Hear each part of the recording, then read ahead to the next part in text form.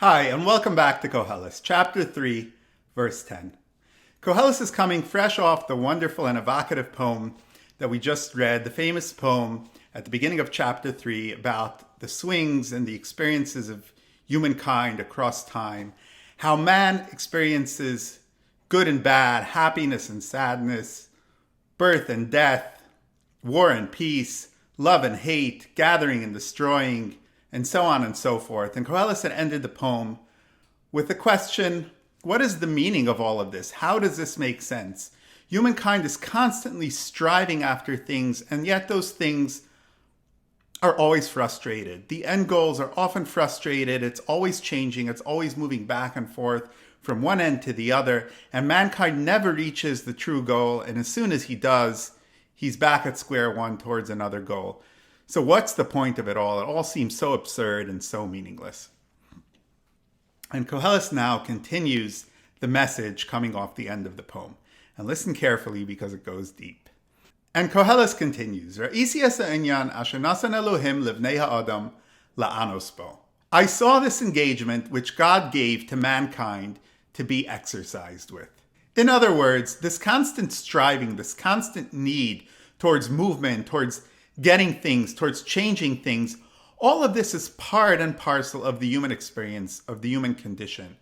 This is all part of mankind's experience in the world, and it's there for a reason. It is what makes humankind be able to exist and interact in the world, and to achieve things, and to change the world, and to have experiences, and to interact with the world. In other words, it's not a bug, but a feature. It's there as part and parcel of the intrinsic human condition. And this constant need, constant striving, constant change, as well as mankind's understanding and grasp of it, is an intrinsic part of human experience. Now, listen to something interesting. There are actually three ways, there are more than three ways, but for the purpose of this discussion, there are three ways to read the word inyan and la'anosbo. I saw and I understood this matter, this engagement that God gave to mankind to be exercised with in the world. The word la'anos can be translated as to be engaged, to be involved in something, inyan la'anos. That's the most neutral translation. That's the translation that I chose in our initial reading. But there are also two other translations. One, a very common and well-understood translation, is from the root word of inoi, suffering, pain. All of mankind's experience of striving and trying to get places in the world and trying to achieve things and trying to fulfill desires, all of this grasping, all of this struggle towards attainment is all part of humankind's experience of suffering and difficulty and pain in the world. Right? So that is part of the initial reading of the poem. All of this seems difficult for man. That's one way to read through the sentence. So it's a negative experience. Then there's the neutral experience, the way we read it initially. And then there's actually a positive experience, a positive translation of the word la'anosbo, which I won't get into the root word, a little more esoteric and obscure, but it is a real reading of the word based on how it's used across biblical examples. And so part of the message, like so much else in Kohelet, is that all of these readings actually work together to bring out, like a giant puzzle, to bring out the meaning and the message of the sentence. So all of this experience of change in the world, of striving, of moving towards goals, and sometimes reaching them, sometimes having the goalposts moved, sometimes having them changed, sometimes not reaching them, all of that in one sense is a sense of difficulty and of suffering. At the same time, a lot of that difficulty and suffering comes from the translation that mankind gives to those experiences in his or her mind. And so there's also a neutral translation. And then there's also a positive translation. It's also possible to experience these things and to take them in a positive sense, in a sense of enjoyment, of striving, of curiosity, in the other translation of the word inoi. Notice how all this is in some sense similar to the Eastern philosophic concept of dukkha, of mankind's experience in the world being suffering and difficulty, which comes from mankind's constant experience of change and striving and needing to achieve things and having them often be frustrated, and how a lot of that experience of pain and difficulty is dependent on the translation and the meaning that humankind gives those experiences in their mind, and it can become something neutral or positive also based on those translations and meanings that are ascribed to them. So it's interesting how those concepts intersect. In any event, let's continue. Now Kohelet goes and digs a little bit deeper. He takes the shovel and makes that hole a little bit larger and deeper still. And he says further, Es hakol asa yafeh be'ito, gam es ha'olam nasan b'libam, mibli asher lo yimtza ha'adam es hamasa asher asa Elohim merosh va'ad sof. Everything he made to be right in its time, and even the universe he placed within them. Yet what with mankind being unable to find the work that God did from beginning to end. Okay, that's a mouthful. There's a lot in there. The first way to read that, the simplest way, is that this is also a continuation of the concept that we're discussing. It's a continuation of the poem. Everything, every experience was made to feel and to be perceived as right in its time, in its place. And that is what causes mankind to want to achieve them. And it's intended to be that way. It should be that way. We should perceive the experiences as right and correct and beautiful in their time and not in the wrong time. So everything is right in its time. Everything is beautiful in its time. That's evocative. And also it's meant to be that way. That's what causes mankind to desire all that striving and all that reaching and all that achieving. And it's part of the human condition. And yet, at the same time, mankind never fully understands the big picture and everything from beginning to end. Each moment in time is experienced separately, and the needs and the desires of that time and place is appropriate to that time and place and is experienced in that time and place. For if mankind would be able to have the entire big picture at all times, all at once, then none of this would really make sense. Yet each individual thing makes sense in its time and place. And so that's part of the big system, that it has these individual components and each compartment is correct in its time and place. So it's going back to explicating and discussing the ideas in the poem about time. Furthermore, it has another message about the general absurdities and meaninglessness of time, which is, of course, what Kohelet is always talking about. Humankind's experience in this world is very odd and strange and absurd in its own way. Because God gave mankind an understanding of the universe. He placed the universe within each person's heart. Each person, in a wondrous way, has an understanding of the entire universe, of all kinds of things that exist in time and place outside of themselves. And that is what causes mankind to seem to think and to understand and to think that he or she understands the world.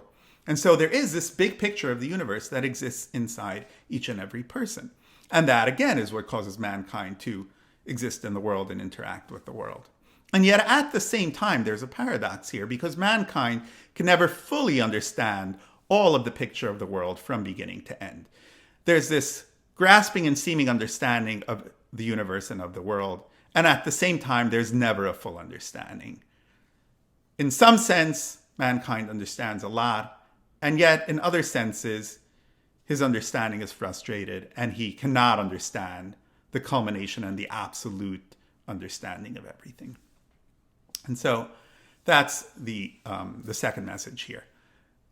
The universe is placed in the heart of mankind, and yet, weirdly and oddly, he never fully understands it. He understands it very, very well, and yet at some points he's at a complete loss and feels like he understands nothing. So you see here this constant allusion to this concept that mankind does have this great understanding, and yet at the same time, paradoxically, he understands nothing. Now, one more thing, let's go a little bit deeper, and let's understand this one more step farther. So gamas ha'olam nasan b'libam, also the universe, the world, he placed in their hearts. Actually, the word olam in the Bible, in Tanakh, is never translated as the world, the universe, the place. It always means time. Olam means eternity or time.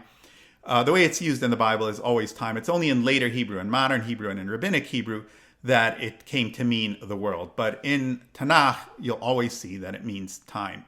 And so here too, we're actually not talking about an understanding of the world, the physical world that exists inside man, but inside mankind was implanted an understanding of time.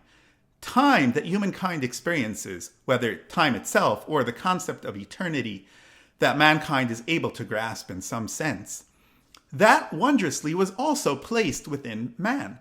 And that too gives rise to all of these experiences in the poem, all of these changes over time that mankind experiences, from positive to negative, from building to destroying, from loving to hating, and so on and so forth, these constant oscillations. All of that is due to the vicissitudes and the experience of time. So this experience of time was placed inside mankind's understanding, right? It doesn't exist in the same way outside in the world. It exists within man. Mankind understands the world through this interpretation of time, through this experience, through this abstract concept, through this creation within man of the concept of time.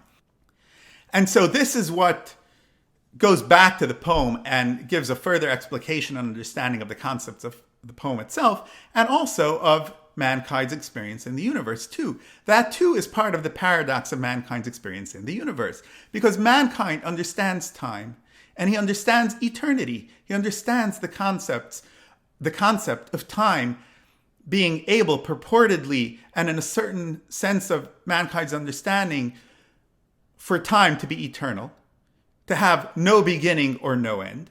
That's part and parcel of mankind's understanding of time and place, right? The concept of infinity. And yet at the same time, mankind cannot fully understand the concept of time, me'rosh v'atzo, from beginning to end.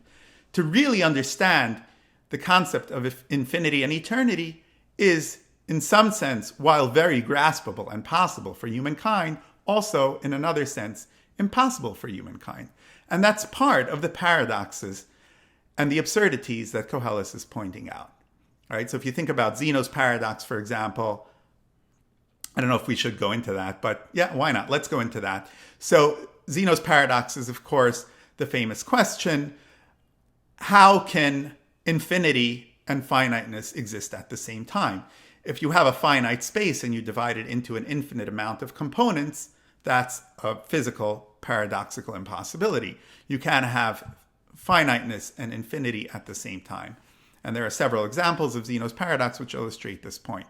In other words, mankind has a concept of numbers and finitude and counting and absolute division within his mind. And that's the only way that he can grasp onto and understand the world. And yet at the same time, mankind has the concept of extending those finite numbers into an infinity of numbers. That too must exist in humankind's understanding, because you can always add finiteness into infinity, into an infinite number of finite divisions. And because mankind has this impossible paradox within him of finiteness and infiniteness, that too is meaningless and absurd. And it gives rise to some of humankind's experience of absurdity within the concept of time and space. So it's a little bit deeper than we normally go, but it's also there in an interpretation of the sentence. God put the understanding of eternity within humankind's heart, yet at the same time, humankind cannot fully understand eternity all the way from absolute beginning to absolute end. It's all right there in the verse itself. Thank you so much for joining us. It's always a pleasure to be here. If you enjoyed this talk, please click like, subscribe to the channel, and we'll be back to give you more of the depth and profundity of Kohelet.